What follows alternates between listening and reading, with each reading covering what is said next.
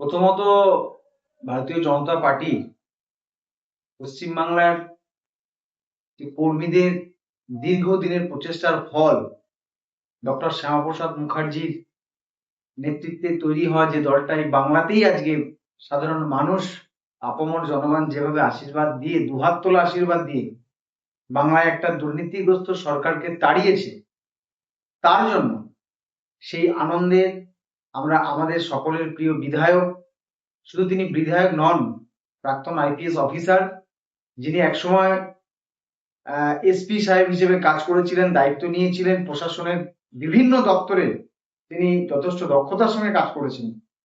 এটা অত্যন্ত আনন্দের যে একজন অভিজ্ঞ ব্যক্তিকে আমরা আমাদের বিধায়ক হিসেবে পেয়েছি, এটা আমাদের কাছে অত্যন্ত গর্বের।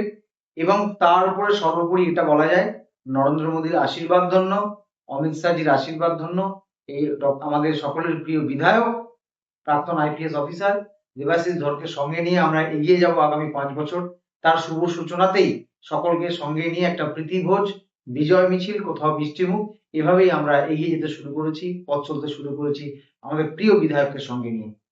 আগামী দিনের যে অনুষ্ঠান আছে সেই অনুষ্ঠানে কারা আসতে পারবে? যারা কি 12টার পর বিজেপি তৃণমূল থেকে বিজেপি হয়ে যাচ্ছে তারাও, নাকি যারা অর্ধপ্রান্ত বিজেপি সেই মানুষগুলো যারা রক্ত ঝরিয়েছে, যারা ঘাম ঝরিয়েছে তাদেরকে আমরা পাবো? না না, এটা আপনাকে একটা কথা বলি, সেটা হচ্ছে আমাদের রাজ্যের রাজ্য সভাপতি, প্রিয় সাংসদ, অত্যন্ত রাজনৈতিক অভিজ্ঞ একজন ব্যক্তি, যিনি আজকে পশ্চিমবাংলায় এখনো আমাদের দায়িত্বপ্রাপ্ত প্রিয় দাদা শ্রমিক ভট্টাচার্য মহাশয় পরিষ্কার বলে দিয়েছেন 10টা পর্যন্ত যারা তৃণমূল কংগ্রেস ছিল, 12টার পর যারা ভারতীয় জনতা পার্টি হয়ে গেছে তাদেরকে সাবধান করার জন্য দলের নেতৃত্বকে তিনি ইতিমধ্যেই ভিডিও বার্তা দিয়েছেন, দলীয় নেতৃত্বকে বার্তা দিয়েছেন।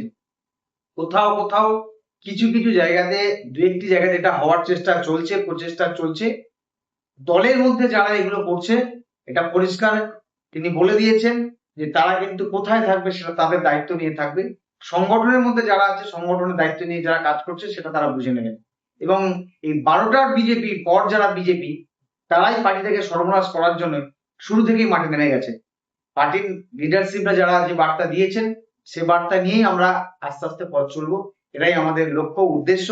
এবং ভারতীয় জনতা পার্টিকে পশ্চিমবাংলায় আরো শক্তিশালী করা যেমন লক্ষ্য, পাশাপাশি পিছিয়ে পড়া বাংলা, সুজলা সুফলা শস্য শ্যামলা যে বাংলা ছিল, রবীন্দ্রনাথের যে বাংলা ছিল, স্বামী বিবেকানন্দের যে বাংলা ছিল, মাতঙ্গিনী হাজরার স্বপ্নের বাংলা, নেতাজির স্বপ্নের বাংলা, ক্ষুদিরাম বসুর প্রাণ বিসর্জন করায় বাংলাতে যেন সংস্কৃতির পীঠস্থান হয়ে ওঠে, সেই জন্যই কিন্তু আমরা এই 12টার পর যারা বিজেপি হচ্ছে তাদেরকে পেছনের সারিতে রেখে দিয়ে আমরা চড়ই গতি মন্ত্রে স্বামী বিবেকানন্দের সেই বার্তাকে সামনে দিয়ে আমরা এগিয়ে যাবো।